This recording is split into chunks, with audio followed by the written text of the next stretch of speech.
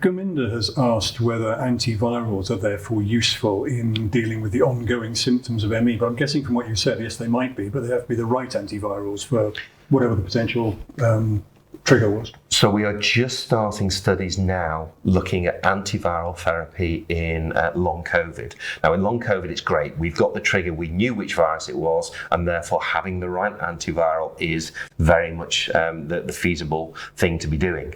And we've got, in Exeter, we've got a study that's starting in actually collaboration with Derby, just down the road from here. We've got a study that's running, that's going to be giving the remdesivir, the antiviral for COVID, for people who've got long COVID to find out if they've got the benefit, the impact. The data that I showed you about the immunoglobulin, I'm hoping is going to be the first step towards figuring out what the right antiviral is. The problem is that the antivirals that we give for COVID, they're all based around RNA viruses. COVID is an RNA virus, and they will not work for people who've got Epstein-Barr virus, because that's a DNA virus, so it won't be effective. The antivirals against Epstein-Barr virus may not be effective against HHV6A and so on.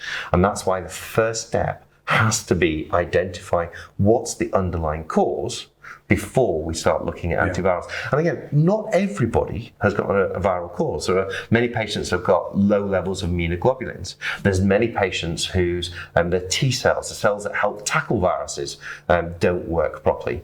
And for those, there may be therapies about giving immunoglobulin therapy. There may be therapies about stimulating the T cells. There's therapies that are around that can be used to stimulate T cells. The American Army uses one when they drop their soldiers behind enemy lines in order to boost their immune systems against whatever they may be facing. These are all therapies that, if we figure out what particular group of people with ME are suffering from, we may be able to offer.